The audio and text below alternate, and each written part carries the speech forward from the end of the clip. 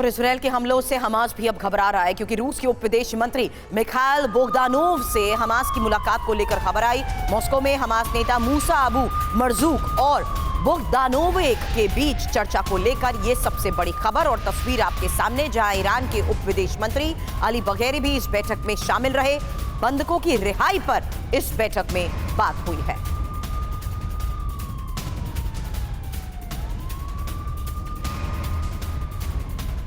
तो बंधकों की रिहाई को लेकर के हमास और ईरान के प्रतिनिधियों ने रूस में पुतिन से चर्चा की और खबर है कि इस बैठक में कुछ फैसले भी लिए गए हैं। क्या तय हुआ इस बैठक में, वो आपको जल्दी से इंफॉर्मेशन वॉल पर बताते हैं। रूस में हमास नेता मूसा अबू मरजूक पहुंचे हुए थे और कहा जा रहा था कि बंधकों की रिहाई के लिए बात हुई है। रूस के उप विदेश मंत्री के साथ एक बड़ी मीटिंग उन्होंने की है। हालांकि इंपॉर्टेंट ये है कि समझना कि किस तरीके से गाजा पर हमले रोकने की इसमें मांग की गई है, लेकिन इस बैठक में सबसे महत्वपूर्ण ये था कि पुतिन के दूत इस बैठक का हिस्सा रहे हैं। ईरान को बंधक सौंप सकता है, इसको लेकर भी इस बीच सबसे बड़ी खबर सामने आई है। और साथ ही ईरान के उप विदेश मंत्री कानी मॉस्को में मौजूद हैं और सिर्फ इतना ही नहीं, बंधकों में रूसी नागरिक भी शामिल है और इसलिए यह बैठक बहुत महत्वपूर्ण हो जाती है। तिवारी सर, जरा ये बताइए कि रूस में ये जो बड़ी बैठक हुई है उसको लेकर के क्या अब कोई ग्रीन सिग्नल नजर आ रहा है, क्योंकि 200 से भी ज्यादा बंधक अभी भी हमास के कब्जे में है। लौटेंगे सर आपके पास, लेकिन मनीष का रुख सबसे पहले करते हैं। मनीष, जरा ये बताइए, इस मीटिंग का कोई नतीजा निकल पाए क्या हमास 200 से भी ज्यादा बंधकों को छोड़ेगा?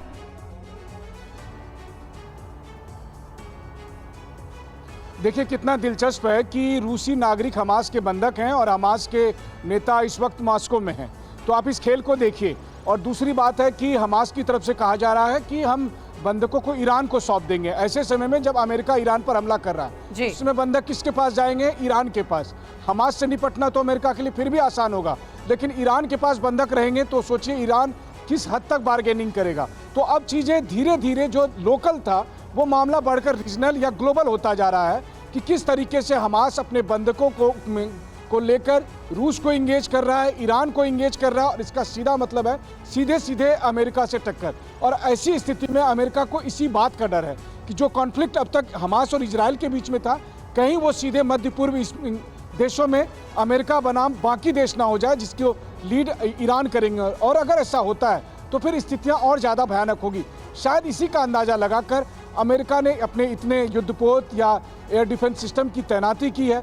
इस वक्त जब हमास के नेता रूस में मौजूद हैं और रूस में वो डील कर रहे हैं, तो बहुत हद तक ये अंदेशा है इजराइल को या अमेरिका को कि आने वाले समय में और इस युद्ध का और अधिक विस्तार होगा। अब आईडीएफ की तरफ से किया गया दावा, मारा गया हमास खुफिया विभाग का मुखिया।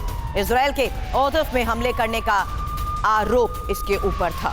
हालांकि ये कोई पहली घटना नहीं है जब लगातार ऐसे ठिकानों को टारगेट किया गया है, जहां पर आईडीएफ की तरफ से दावा यह किया गया कि इन्हीं ठिकानों पर हमले में वो लगातार हमलों में शामिल लोगों को टारगेट करते हुए मौत के घाट उतारने में कामयाब रहा है। अब इजराइल के ओतोफ में हुए हमले के तहत ये आरोप लगाए जा रहे हैं। आईडीएफ की तरफ से ये दावा किया जा रहा है कि हमास खुफिया विभाग का मुखिया मारा गया है।